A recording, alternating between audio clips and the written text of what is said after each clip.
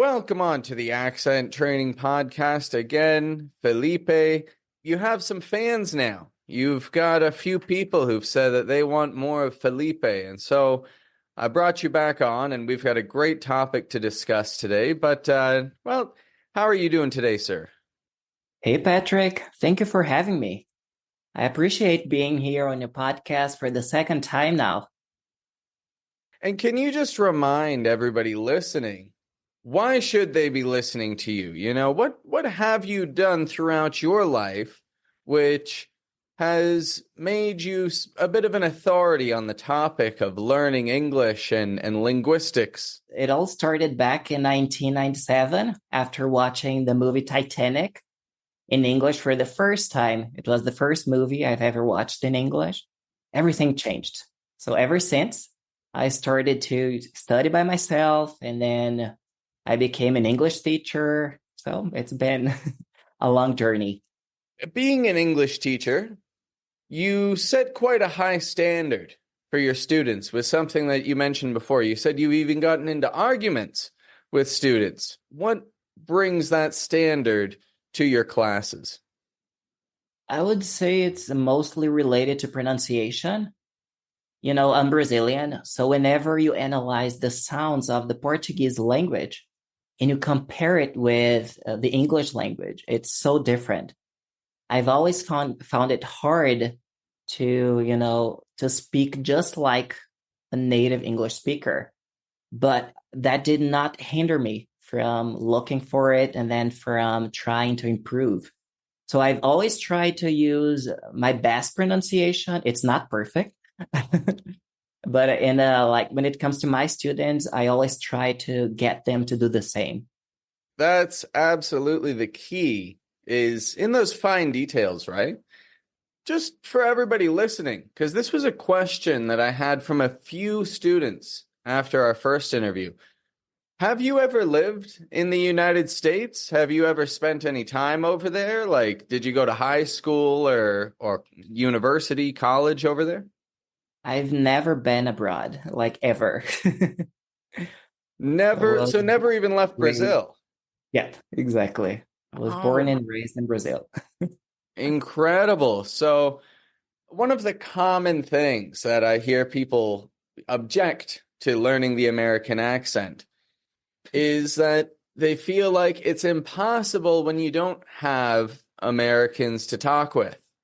Somebody lives in Saudi Arabia, for example, maybe they use English a lot for work, but maybe they aren't speaking with Americans all the time. So for you, with your clarity of speech and your pronunciation, what strategies have you used to develop things to this point without having contact with a lot of Americans?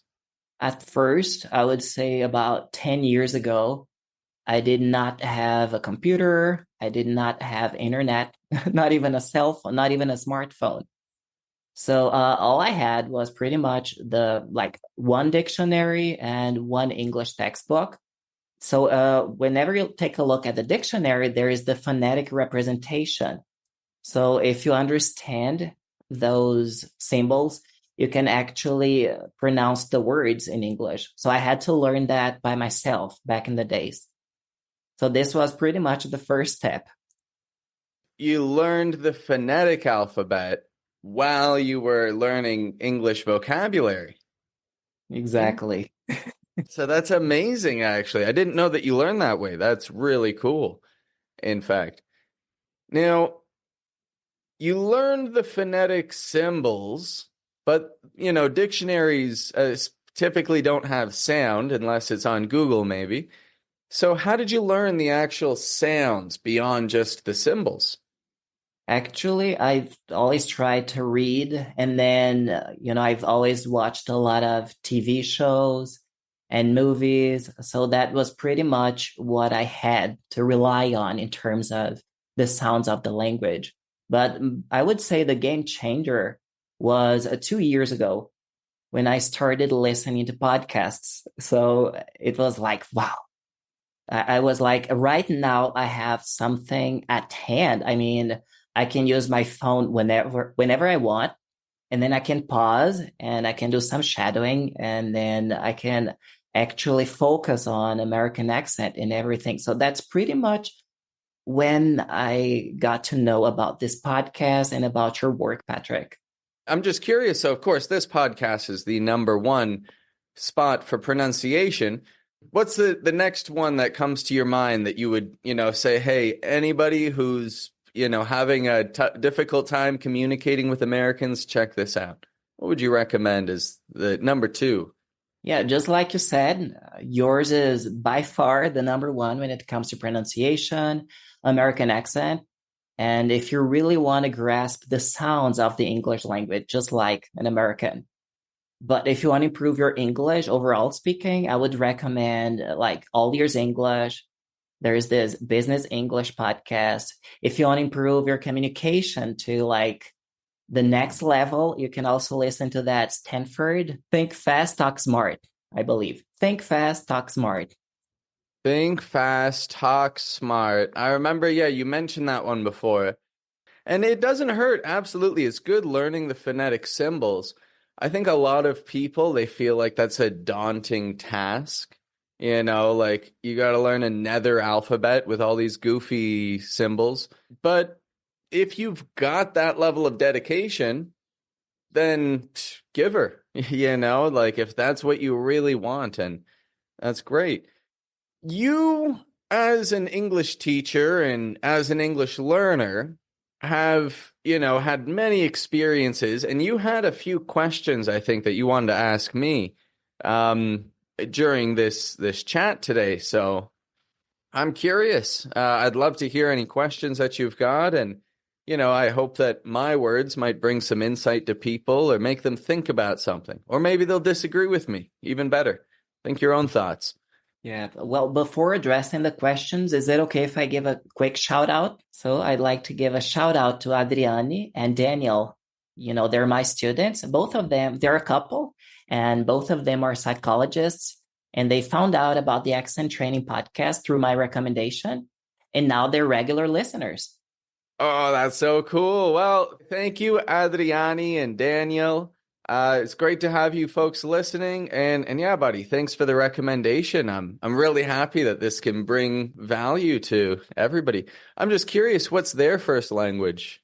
Oh, both of them are Brazilians. Okay, so helping more folks out in Brazil. Well, thanks a lot for the recommendation. That's awesome.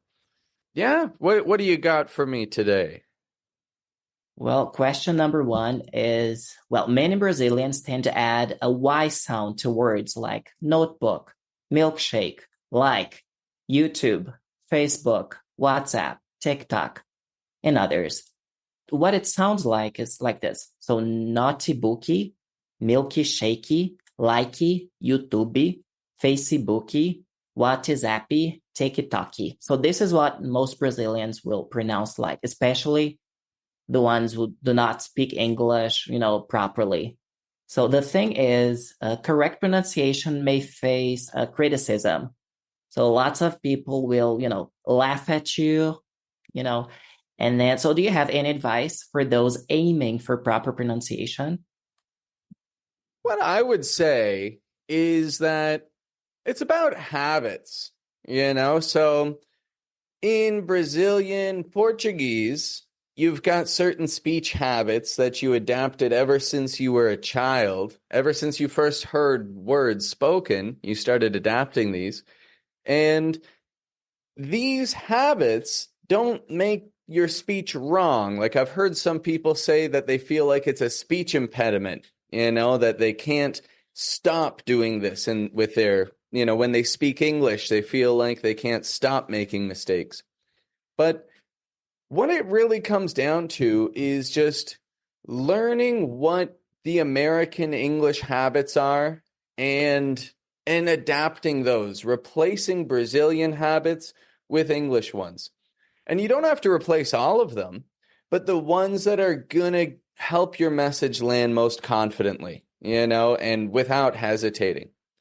And I mean, there's always going to be haters out there. There's always going to be people who are, like you said, they might make fun of your accent, like you're trying too hard or something and it sounds silly. But think about it. Who is your English for? Is it for other Brazilian people to listen to, or is it for Americans? Or, is it for whoever? Do you want to have the clearest level of English, or do you just want to, make everybody happy? The fact is, you're working on your own skills. So, my thought is number one, keep doing it, keep adjusting to American speech habits. It's not a bad thing, it's going to be a strength for your communication. And number two, if you're communicating for an American audience, don't worry about what other Brazilian people are saying about your English. Well, that's insightful. Thank you. Absolutely. I'm glad for that. That was a really good question. Well, can I address the next one then? Yeah, go right ahead. Well, this one is actually one question I've heard a lot from my students. So, who's accent training for? And should everyone aim to sound like native English speakers?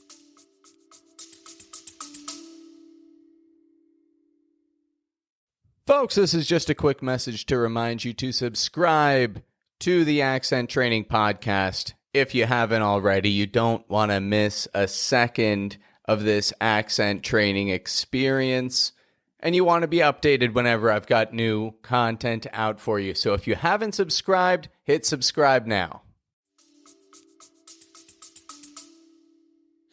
Accent training is, it's for anybody. It's good to start at any time. It's literally for beginners because, like you saw, if you're a beginner and you're learning vocabulary while you're learning the correct, clear sounds, you're going to have an advantage. You're going to develop American habits as you're developing. That's a huge advantage. And so I would say it's literally for anybody who's learning a language. Like I learned the Mexican accent in Spanish. Now, for the second part of that question, should everyone sound like a native English speaker?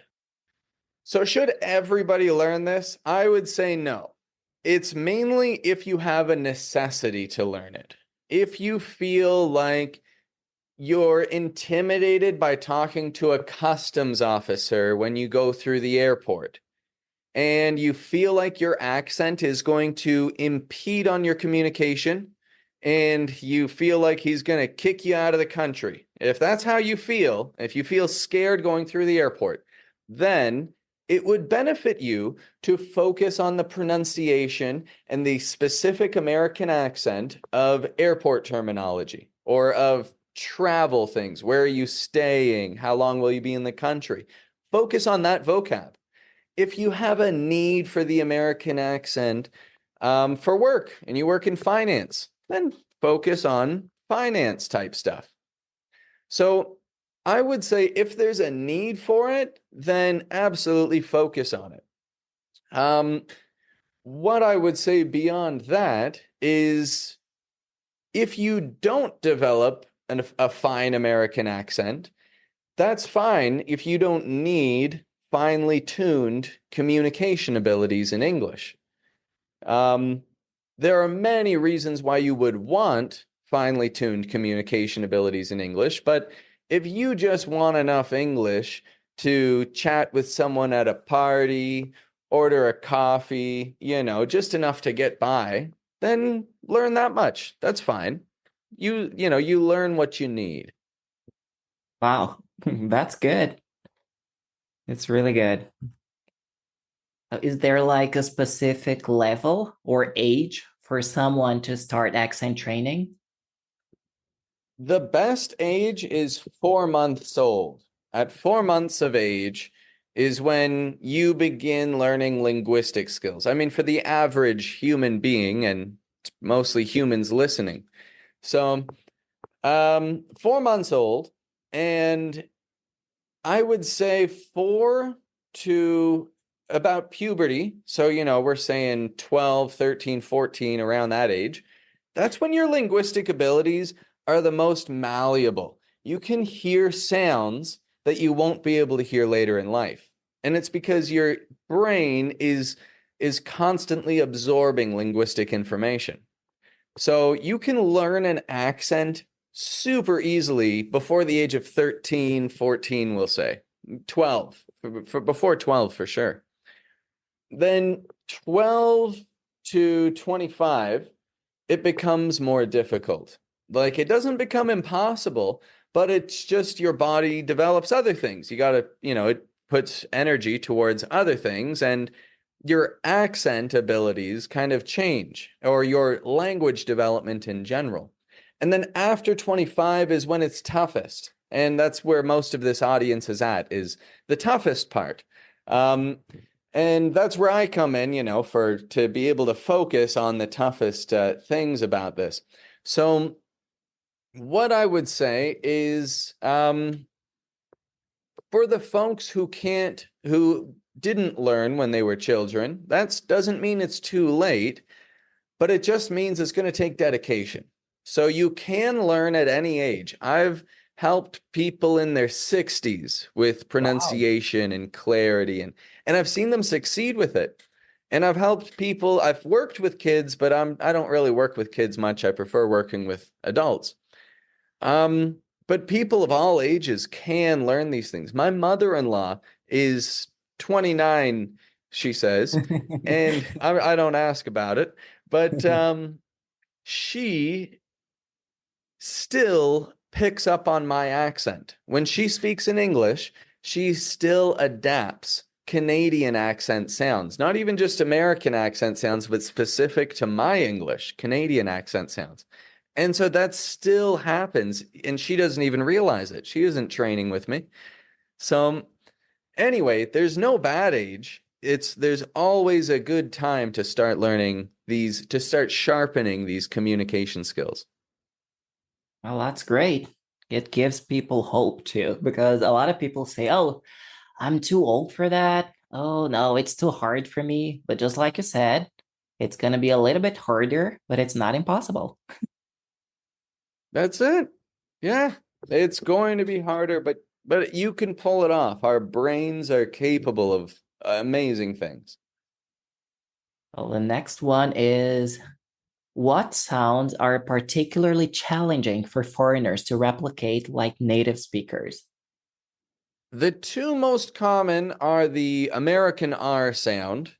That's considered the most complex, is the American R, and it's because it uses your tongue, your jaw positioning, and it uses your what's it called? Your lips. It uses your lips, your jaw positioning, and your tongue to produce it clearly.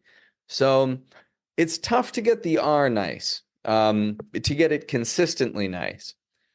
Aside from that, I'd say it's a tie between two others. So one is the TH sound. Everybody hates the TH. And it's just a matter of muscle memory. It's just people don't typically make that sound in their native language. So it's again just an English habit that you can pick up with muscle memory and a little training. And the other is the ew, like in the word moon, blue moon, for Blue example. moon. Let's hear you say that. Blue moon. Nah, it's not bad. I could see there's a teeny little adjustment that we could make there, but I'll tell you about it later. But I'm sure you're going to ask me because it's going to drive you nuts if you Yeah, don't know. totally. Well, intro, I'll tell you right now, actually, it's just the corners of your lips. You could bring them in more for the ooh, Ew. blue There's a moon, little bit blue of moon. e. Is it my impression? There's a little bit of e before you go to the oo sound because I usually say like blue moon. I make only the oo sound. Blue moon. Yes. So that's the difficulty that most people would make, blue moon. And they're Mhm. not moving their lips fully or making the clearly as well. Um, so this is a matter of two American sound habits that are, unique to North America, and they aren't even shared in other English accents in the same way. Exactly. And it's a very specific and difficult one to adapt, but when people do adapt it, it shows some huge changes in their overall muscle memory. So R, TH, and that tense ew sound, very tricky ones, in my opinion.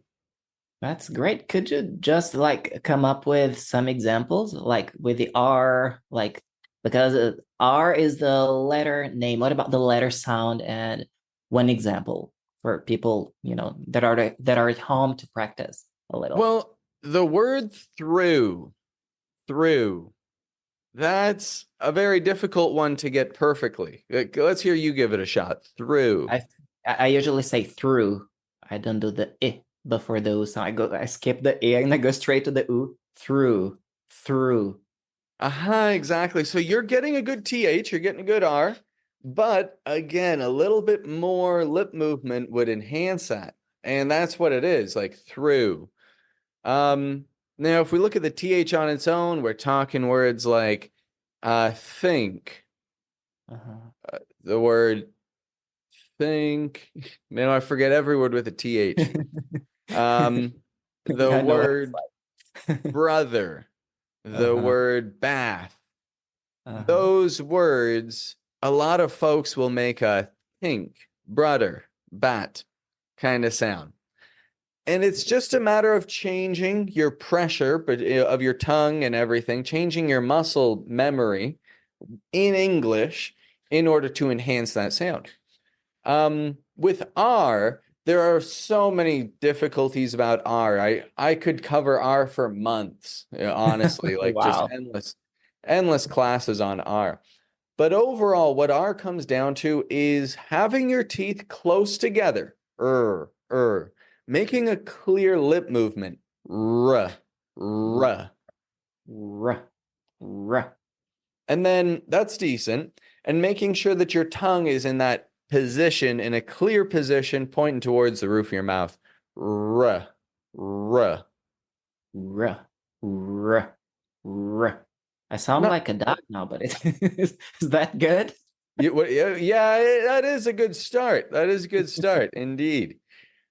So with that R, the key to that is just continuing to project your voice with it, and that adapts over time. And then the ooh, like I said, blue, moon, through, to, you. There are so many words that use these three sounds, which, like I said, some of the most difficult sounds to adapt, but very important ones for clear American English. I see. Just one more question about the TH sound. Would you say the voiced or the unvoiced, one of these is harder for the students to grasp? It depends on what your native language is, really. I would say they're like when I'm teaching them, I typically start with the voiceless TH with yeah. Just to see how it is, and then I start to throw in a few voiced TH words just to get an idea of what their muscle memory is like. And so that's pretty well how I take that on. Yeah, really, it just comes down to what your native language is. Like some languages will use one of them, but not the other, and some languages use neither of them. I don't know of any languages that use both, really. Yeah, off the See, top of my head, anyway. from my experience, most of the students I've helped with the TH sound, they would find harder to do the voiceless TH sound. So I usually start with the voiced one because of the vibration and everything. So I use the throat. I show them to, I ask them to, you guys cannot see me, but I'm showing Patrick the fingers like touching the throat so they can feel the vibration. So I usually start with this, that, these, those, and then we move on. Like I start with the th voice at the beginning, then in the middle, and then at the end. And so after that process, we move on to the voiceless th sound. But maybe it's something specific to Brazilians because of the Portuguese language, right? No, exactly. That's it. Um, I think, yeah, like you do it reverse from how I do it. So I can totally get where you're coming at. And I think that wouldn't be bad. If I can totally see how to work that in, actually, I just haven't thought of it from that perspective. I've just found my way of doing it, but I've Mhm. reverse could be interesting to try sometime. Um, yeah, what I do is I kind of start with the positioning. So I start with tell them take your thumb and put it between your teeth and press your tongue to your thumb and then blow air out. So you get like a That's uh-huh. good. Now that's an exaggerated position, but we start with forcing that position, just getting the feel for the air. And then after a class or two of getting a feel for that with voiceless TH words, then I start to work on the voiced. Um, but yeah, no, I guess, there's so many ways to tackle these things. That's the fun of teaching, right? Everyone has a style. Yeah. Yeah, totally. Nice. Wow, thanks for the tip on the thumb.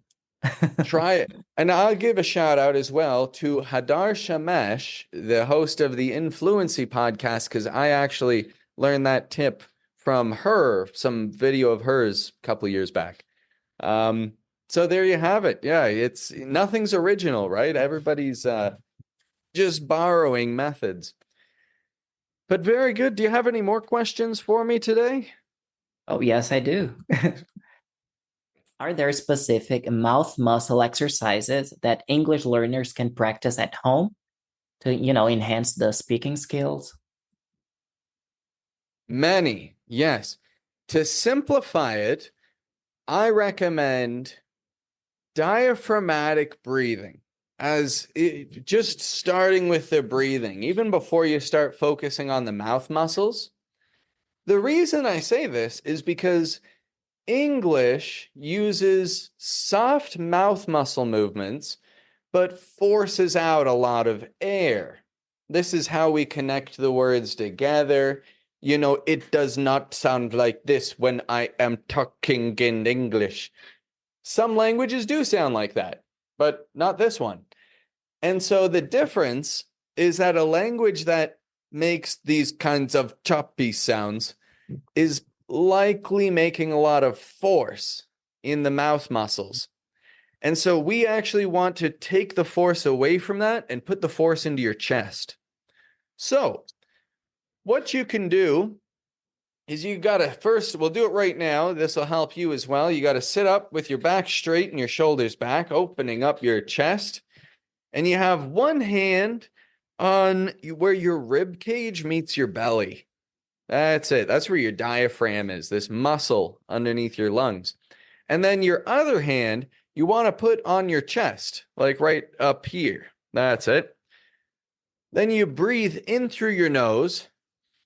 And as you breathe in, you want to feel that your bottom hand pushes out more than your top hand. Now, this is tough, but when you do that, it uses your full lung capacity. So you're really opening up your chest doing that. And then when you breathe out through the mouth. That's it. So with that kind of breathing, that's a start. Now that's relaxing and it has all kinds of benefits, this diaphragmatic breathing. But the benefit for your communication is that this will help you engage with your diaphragm to a better capacity, to more, well, just say, yeah, better engagement with your diaphragm so that your air projects, it carries your voice out, and we can start to focus your air to carry the vowel sounds more and the consonant sounds start to get lighter. We start to stretch out the ahs and uhs and is, and we make the t, k, g sounds softer and lighter. And when we do that, that is going to be an American English speech habit, which will start to set things in motion for you to learn effectively. So that was a Just, big answer, but I hope that helps. wow. Yeah. Patrick, just out of curiosity, this diaphragmatic breathing is also used to help like singers. Oh yeah, the singers do this 100% just to really belt their voice out, you know, super powerfully. I'm doing it right now. I do it for every podcast episode because it helps me bring a little extra charisma to the show, right?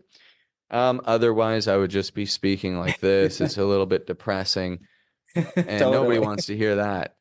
But, you pick it up a little bit. It sounds good. So, yeah, it helps with all kinds of things. Public speaking. Now, Wow. the time I recommend doing it specifically is before you go into an English speaking conversation. So suppose that you're in the airport and you're about to talk to the customs officer and he's American and he's a big dude and you're thinking, "Oh my God, he's going to tear my passport up and chew it up and spit it out." Oh boy, And that's send me back home terrifying. crying. Pardon me? Now that I'm picturing it, it looks terrifying. It does, right? That's what it feels like. It feels like, oh my God, they're not going to accept my visa. They're going to turn me away for any reason, anything that you can think of. I went to detention once in the fifth grade. They're going to know. Oh boy. Exactly.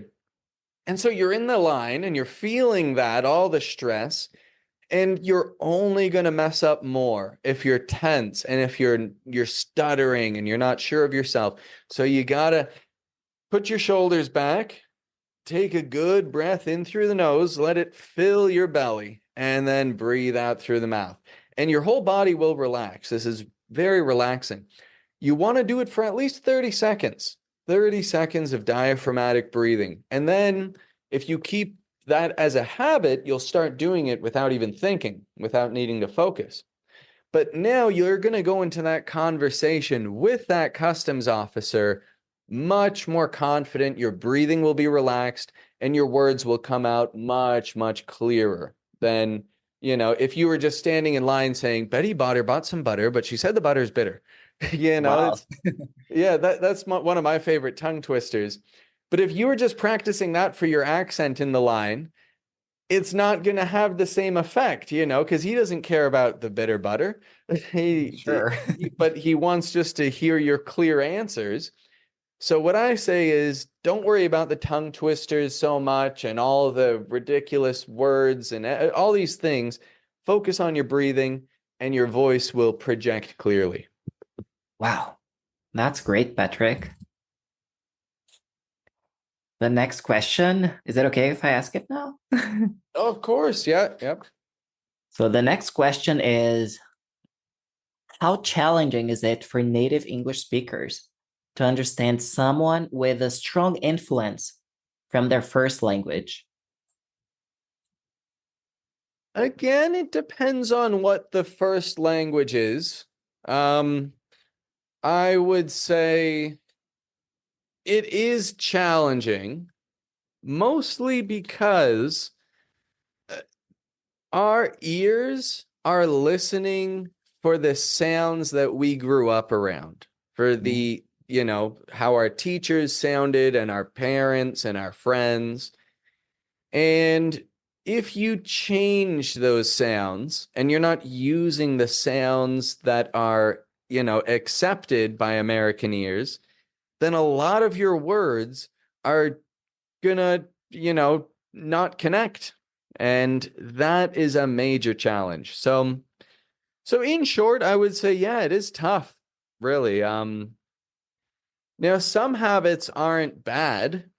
Some things are acceptable like I said, it's just a matter of habits, British habits versus American or Canadian habits. And they're all unique. So yeah, learn some good habits and that sets it in the right direction.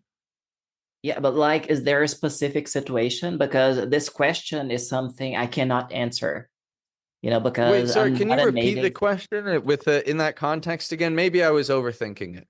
Sure. Like, how challenging is it for native English speakers to understand someone with a strong, well, the thing is, someone has a very thick accent, and then they're letting their first language to influence, they're speaking in English. So how hard is it for you and other natives to understand that person? Okay, yeah. It is difficult. In short, it is hard. Now, again, it's situational because it depends on if somebody grew up in Toronto, for example. I actually didn't grow up in Toronto. I lived there for many years, but anyway, if someone grows up in Toronto and they grow up used to hearing Mandarin accents and Spanish accents and French and English and all these languages, then it won't be so tough. You're Mhm. used to it in school and you have more patience for it. Your teacher may have had an Arabic accent, and Mhm. your neighbor might have a Polish accent. So you get used to it quite quickly. But I grew up in a small town. I grew up where there were a few immigrant families, but most people, had been in Canada for a few generations. But we all had a similar accent. There weren't many outside influences except from what we would see on TV or, maybe the odd tourist coming through. And so, for those reasons, people would have had a harder time connecting with a foreigner, connecting with someone who is using the patterns of Spanish, for example, in English. Now, the misconnection could come in many forms. They might understand every word that you're saying. However, the implications of the words might be different. For example, you might be saying something in a way that sounds aggressive to a native English speaker, or it Mhm. might even come across as flirtatious when you're just trying to Wow. be friendly. Yeah, that's actually something in particular Latinos have a huge difficulty with that with Americans because, you'll get like a pretty Latino girl goes up, she sees an American who's a friend of hers, and she'll give him a kiss on the cheek. 99% of the time, that guy's going to start blushing and, he's going to feel like, oh my God, like, she's just coming up and kissing me. My wife is right here kind of thing. Uh, because in our culture, you don't greet people like that. And I see. so exactly. So, and that's a greeting in your language. That's very basic communication. So you could imagine you're bringing your communication to English to a Canadian or an American. And if that person isn't familiar with the sounds and the patterns and the bodily gestures that you make, then there are going to be breaks in the message. And it may not connect on the same level that you would like it to. Well, my next question is about shadowing. I love shadowing. I've learned about sorry, I've heard about this technique a couple years ago, so not that far compared to my journey with the English language. So I do it all the time. I do whenever I listen to podcasts, whenever I watch a TV show, a movie, whatever it is. So, what do you think? Where do you stand when it comes to this technique? Yeah, I think that there are different ways to do it depending on your age. So, kids, like I said, aged 4 months until 12, they can very easily Um, just repeat the words and mimic the sounds of a language in a way that an adult cannot do very easily. An adult can do it, but it's not so easy. So kids can do direct shadowing, listening and repeating, and they will hear the sounds. Their brain will adapt the sounds if they do it enough, and they will get a great accent as a result. Now, I would say 12 to 15, or sorry, 12 to 25. It just depends on, how many languages the kids speak, depends on a whole bunch of factors. But after the age of 25, the easiest and most effective way to shadow is to focus on one sound at a time. So if somebody tries to take on too many sounds, if somebody says, I'm just going to listen and I'm going to repeat everything that they say, well, as soon as you come up to the word through, as we discussed, that has the three most difficult sounds of the American accent to learn. As soon as you come up to that word, you're already failing. You're already in the negative kind of thing.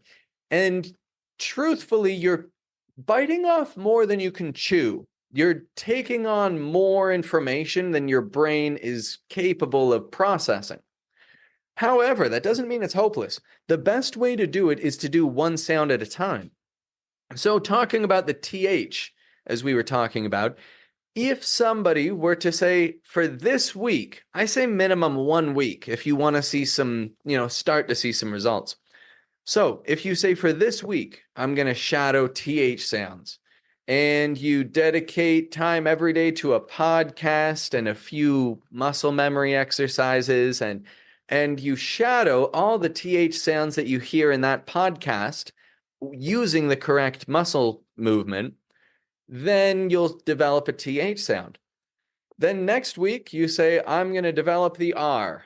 And like I said, really, you want to focus on the R for like 2 or 3 months. But just for the sake of the situation, for a week, you say, I'm going to work on the R. And then you get the TH, and then you get the R. And then you want to do the OO sound. Another very difficult one. But the third week, you do OO.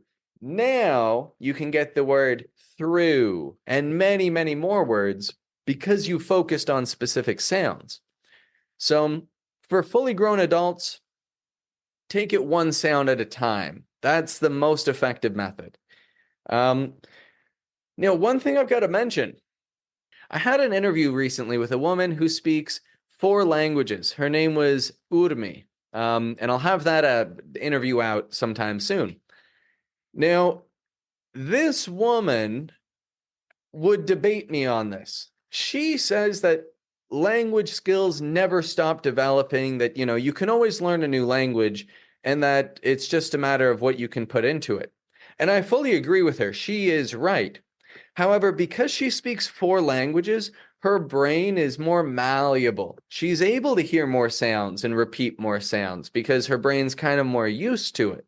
So for someone who's a polyglot, they have a different way of processing linguistic information, and they will learn new sounds easier. Whereas someone who speaks 1 language or 2 languages are going to have, it's going to take a lot more force, kind of. Mhm.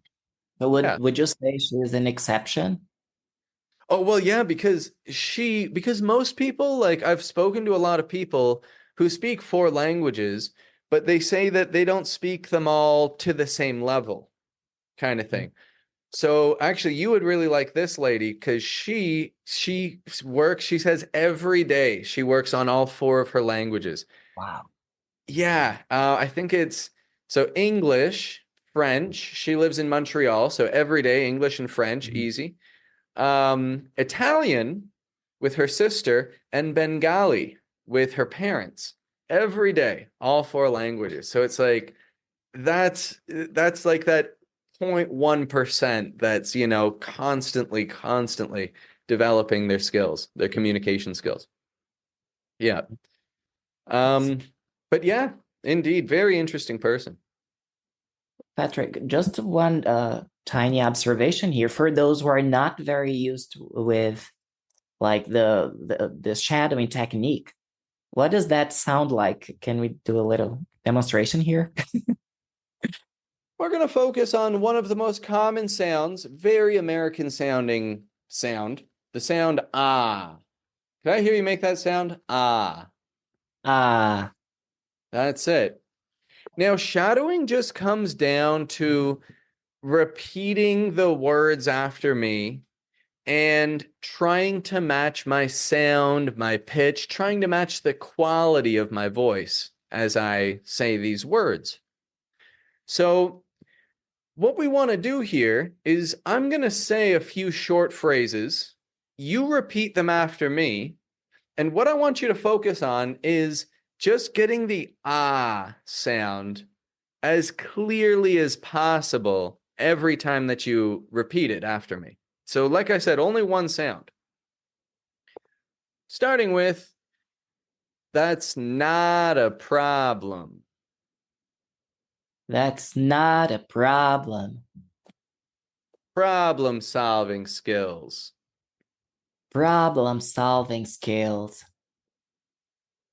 What'll it cost? What will it cost? I follow that podcast. Wow, I like this one. I follow that podcast. There you go. So, shadowing is about repeating that as a habit, and making it, just developing it over time. Like I said now, if you were to just focus on that ah sound, and if you were to listen to, I've got 3 or 4 podcasts out actually covering the short O, covering those ahs. So everybody listening, check that out after. And then if you were to get my book, the American Pronunciation Handbook, and do all the exercises in there, and you listen to the audiobook with it, of course. And then if you were to take that and you watch a movie, because now your ears have adjusted, right? And so now you watch a movie. And while you're watching the movie, you are listening for the ah sounds and you're repeating every time that the ah sound pops up. And to even add on, to take it up a notch, you can just use your phone or whatever and make some notes or just a pen and paper. Write down the most common words with the ah sound, the ones that keep popping up. Those are the words you're definitely going to come across them in your daily life. Then you will have a chance at developing this as a habit for your own spoken English.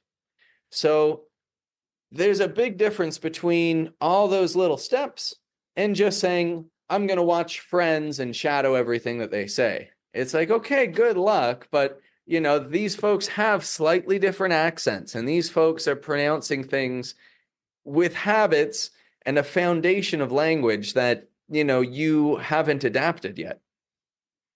But one sound at a time, it's totally achievable. Yeah. And taking notes is like a bonus tip. I'm gonna start doing that too.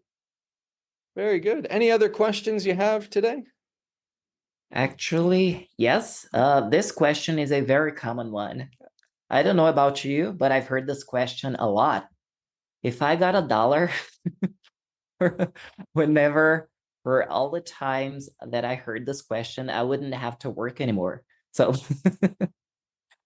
so can you share some key differences between American and British accents, and then like between American and Canadian accent?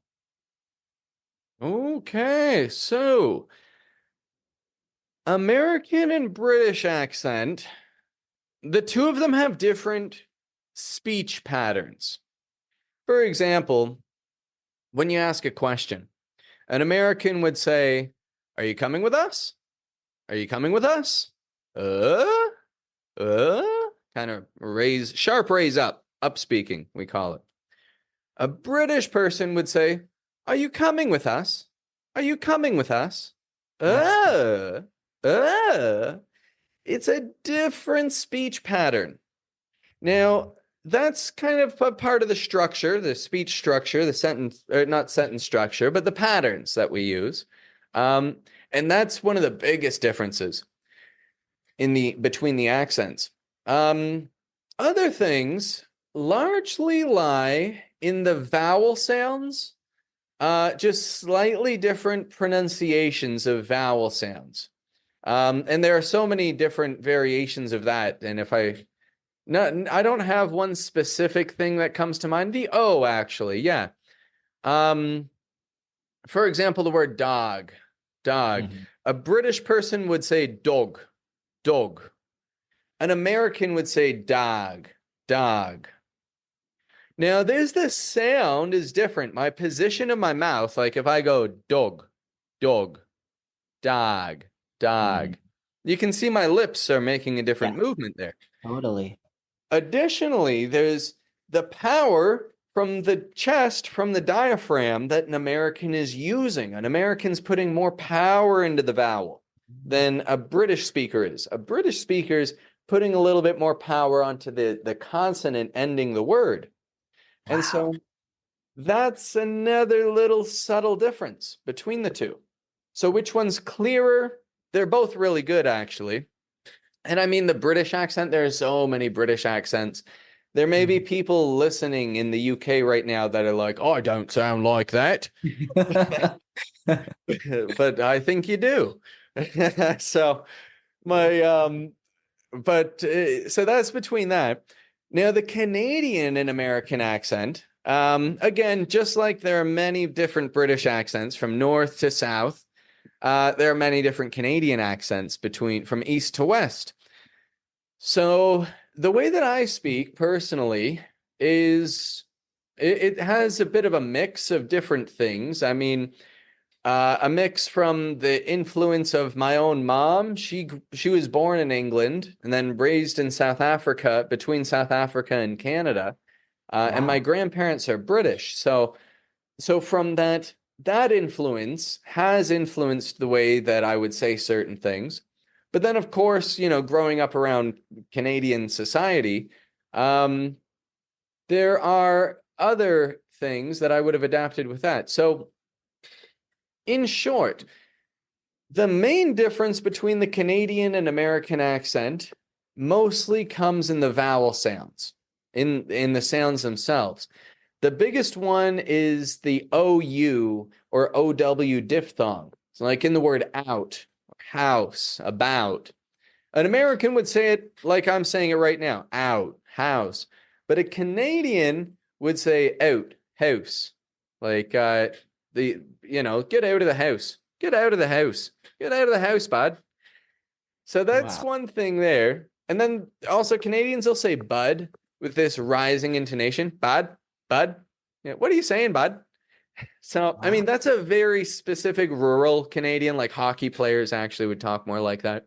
So that's a Yeah. specific cultural thing. Um, but then, yeah, you got people on the East Coast who they talk like this all day and they're going out to the fish to go catch them cod and earn a bob. Like they Wow. That's hard to follow. Yeah, exactly. That's the Newfoundlander accent. And that's an exaggerated Newfoundlander accent, but not really. It's actually a lot of them sound like that. Um, and then in Manitoba, they talk like this out there, eh? Out in Manitoba. It's a totally different kind of sound out in Winnipeg. And then you go back to Vancouver and Toronto sound kind of similar, in my opinion, to my ears anyway. Like if someone's from Vancouver, if someone's from Toronto, I don't hear a big difference. And I think it's just because they're very multicultural areas.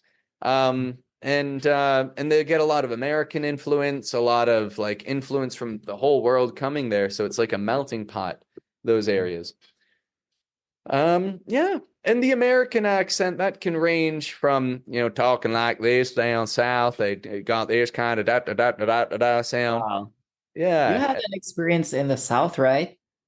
Not much. Not much. I I just remember you telling me like something about you were in a restaurant or something, and like, oh, you're not from this area, are you? mm, Something like that. once, yeah. So that was in Georgia. Yeah. Um, it's very common for Canadians to drive, at least from Toronto, to drive down to Florida because it's like 21 hours. It's not that bad. And Oh then you get to no. Florida, you got your own car. It's like a 2-day trip. You Yeah, can make it. sure. Lots of McDonald's. Very healthy, huh? Oh yeah, you survive. Um, Are you being and sponsored by McDonald's? pardon me. Are you being sponsored by McDonald's? No, but I should be because yeah, what happened in one of their locations. So on the way back up from Florida, going back up to Toronto, we stopped in a McDonald's and I asked if I could use the washroom. I think I just walked in and said, can I use the bathroom here or can I use the washroom? And she just said, the what? And I remembered, oh, right, this is America. I got to use the restroom. In the States, they say the restroom. So, oh, sorry, could I use the restroom? She said, you ain't from around here, are you? Like, no, I'm from up in Toronto, not from around here. Um, and just that little thing, though, the one difference in the word, restroom and washroom. And of course, I don't talk like this when I'm talking typically. I don't have a Georgia sound. So for me, I don't sound anything like her. Overall speaking, do people get that you're from Canada, or you get like mistaken for an American person?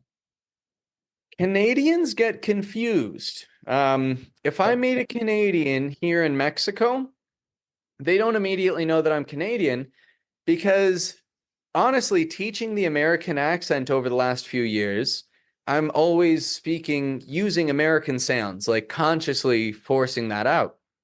And then I get into a conversation with a Canadian, and it takes a little while.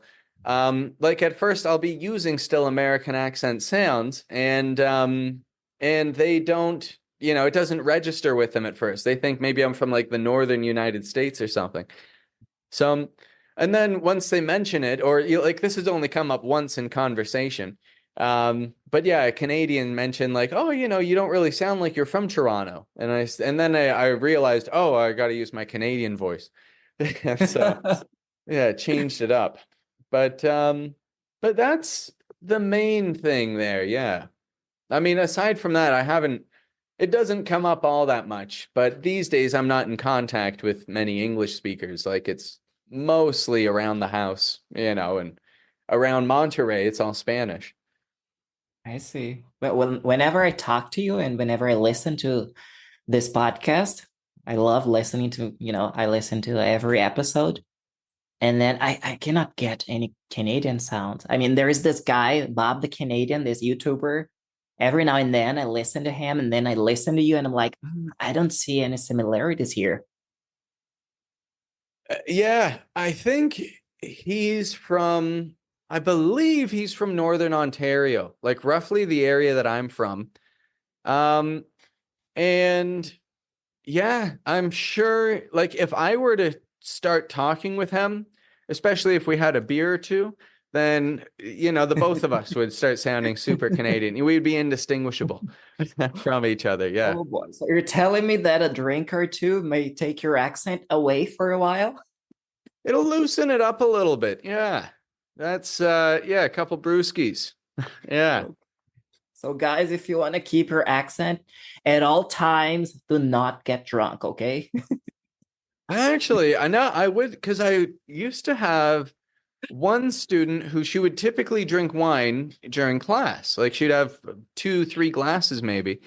And it did not hurt, actually. Like she was very engaging. She was like really into everything that we did. So I would say, if you get excited about language learning, that a glass of wine might not hurt.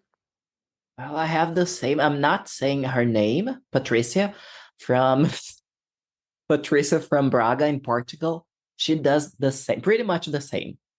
She feels a lot more comfortable, a lot more confident with a glass of wine or two. Not a lot. Yeah, exactly. Hey, you're not going to limit them, but at the same time, it's yeah, you don't want them getting hammered in class. That's not going to help. But yeah, a small amount, yeah, that helps with the language skills. Just kind of helps you um leave your inhibitions behind and just try something new. Yeah, That's great.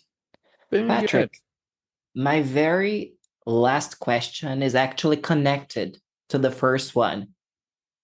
It's a situation that I experienced when I was at the language school as an English teacher. And I remember on my very last day of work, I got severely attacked by my colleagues because well, here's the situation is I was explaining, I was actually describing the situation that I had a student, and she was like intermediate level student. Her English was good. Her pronunciation was okay, but the accent was very different. So she would sound something like, so this is not her real name, just to be clear. So she would sound something like this. Hi, my name is Maria. I am from Bahia. So as you can see, the pronunciation, okay, you can understand it, but the rhythm, she was using like this area of Brazil where I'm from. to speak English. So after describing the situation, lots of my coworkers, they attacked me. They were like, no, everyone should keep their accent. Your accent is your history. Do not erase that. So the question is, what do you have to say about this situation? Well, that's a very good question. Well, if somebody feels that their accent is a part of who they are and they feel like, I don't want to change that, it's like they like to sound that way. Because if this person, I am Maria, I da da da da, if they use that rhythm of speech, that kind of structure for their sound, they're not going to sound bad. Like you said, their pronunciation may come across just fine. However, they may not be able to make their message land in the way that they want it to. So, first off, I would say it's not a bad thing to learn an accent of any language. Doesn't have to be the American accent, any language you're learning. An accent just means you're going to communicate better in a regional context. If you speak someone's accent, you can deliver a message more accurately than if you didn't speak with their accent. Mm-hmm. Now, to be blunt about it, a lot of people are okay with getting mediocre results. And a lot of people actively choose not to put in the effort. And that's all right. Some people, like I said when we started, you don't have to learn an American accent if you don't have a need for it, and if you don't have any passion for it, then, well, do something you're passionate about, don't put effort into it. But if somebody is trying to make a sales call, or if they are, I'll stick to the sales call. If somebody's trying to make a sales call and they can't connect with the other person on the other side of the phone, if they can't have a clear and confident conversation, then it's likely not going to go through. The sale will fail, and they might not get any money. So if you have a serious need for it, and if you are somebody who has a track record of dedicating yourself to very fine details, then you know already that there are people who will do the work and there are people who won't do the work. If you're someone who's regularly outworking other people, and you like to focus on having the highest level of results and getting every percentage point that you can towards perfection, then that's your choice and that's your strength. And, that's apply that passion towards learning an American accent, and you will have amazing communication abilities. But I think, there's no shame in it. You don't have to feel like you're giving up your heritage or you're giving up your culture. It's a matter of what you need. And if some people only need mediocre results, they only need to say, hello, my name is Maria. I want to come to your country. Something like that. Um, that's okay. That's fine. If it gets you through the conversation with the customs officer and you can go enjoy, walking around, totally fine. However, if Maria wants to become an engineer, a software engineer, and she has job interviews coming up and she wants to, do all kinds of things, then she may have a stronger need to learn those finer communication skills. Or, maybe Maria's decides she wants to become a YouTuber and she just wants to make some videos and put them on the internet, teaching something of her own, abilities. Well, check out the podcast, Maria. I've got a thing or two to teach. So that's my thought on that. What do you think about that? Well, I'm curious. What would you do in the future, if you're confronted with that situation, because I'm sure that's driven you crazy in the past. You probably laid in bed at night having that argument with other people again and Oh again. yeah, totally. The What the what problem what, what are you going to say next was time? Yeah. when I had this discussion, I did not know much about accent training. So I was like, okay, I don't have much to add. I just sat there and I listened to whatever they had to say. So fast forward a couple of years, then I started, studying, and I heard about accent training, and then I finally got to you and to your work, and I was like, oh my God, it's possible to change my accent, to adapt, to adjust my accent, and to sound as clear as a native English speaker. It's possible to sound as beautiful as they, because I think American accent is wow. I love it. I'm biased, but I love it. So I was like, it's possible. There is this work and it's gonna like improve my communication overall speaking. It's not only about the sound in and of itself, but it's also about the communication, which is a lot more like it's a lot broader, right? 100%. That's it. And so suppose then, we'll put you in that situation in the future, and now you've got that the experience, and you've learned quite a bit. And not only have you learned it, but you've shared with others this skill of American accent training. What will you say next time when somebody tells you, no, that's terrible, you're giving up your heritage, we don't need the American sound? What will you say next time?